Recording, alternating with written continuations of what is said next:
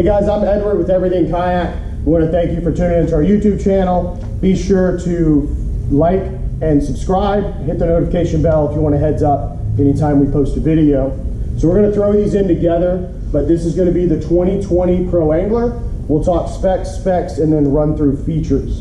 So on the Pro Angler 12, we've got a 12-foot, roughly 12-foot length. We're going to be 36 inches wide and roughly 105 pounds.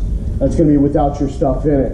On the 14, we're 14 foot long. We're 38 inches wide at the beam, and we're going to come in around 120 pounds.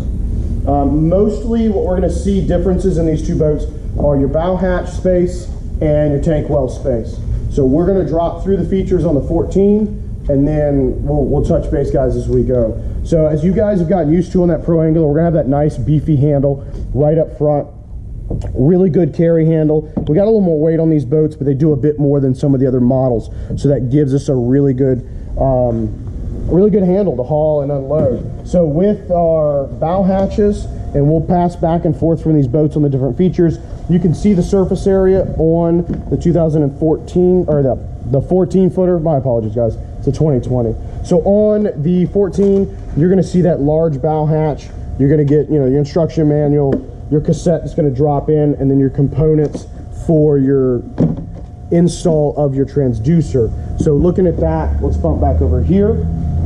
This is the camo model, but you can see the surface area difference on this hatch, and what that's going to do is we'll see that lino tub that's going to be in there, so we see a little bit of reduced space. When we talk about, we move down those kayaks, we still have the deck plates with the H-track bleeding into the H-rail, as well as the reduced area here, so we can clip off different leads if we want to do drive leashes, plier leashes, all that kind of stuff. The nice little sail port here, or mast port tube, is going to have all kinds of options that we can add in there: biminis, sails, ram ball mounts for different fish finders, and like we said, that's going to cross into the H-rail and run down. That cup holder is going to come on it.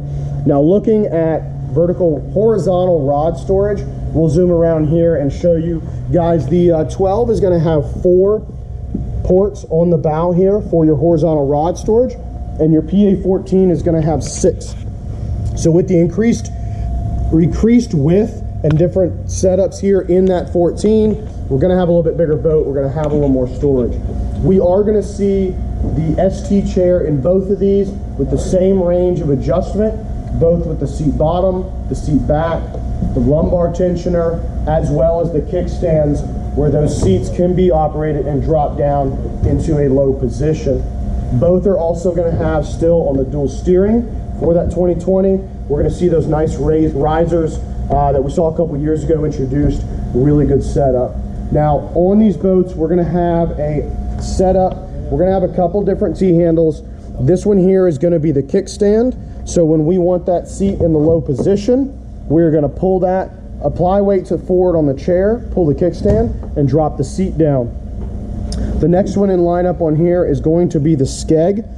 So the skeg is going to be a secondary component underneath by the rudder that's going to allow us to increase our tracking when we're covering some ground. Transducer, we saw the introduction of the Guardian system on these. This is going to actuate that Guardian system, allowing you to pull up your transducer, get it out of the way if you're loading, unloading, or going across any kind of super shallow areas. And then rudder.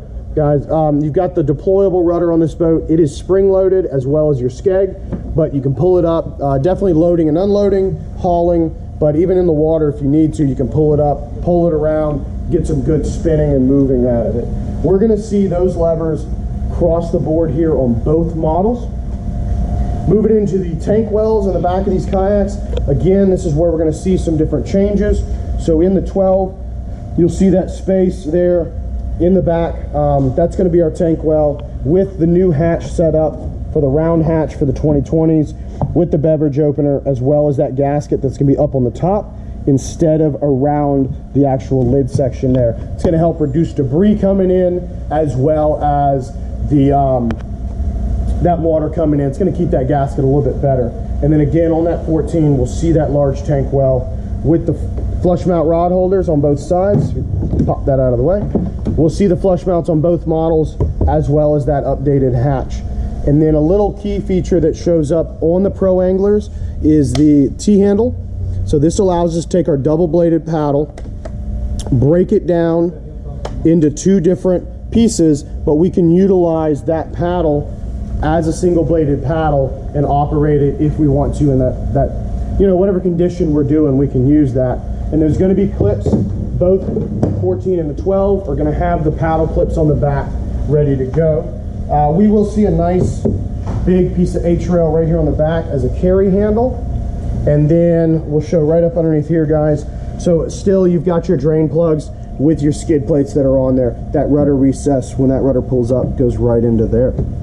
So guys, again, that is the Hobie Pro Angler, both the 12 and the 14 models.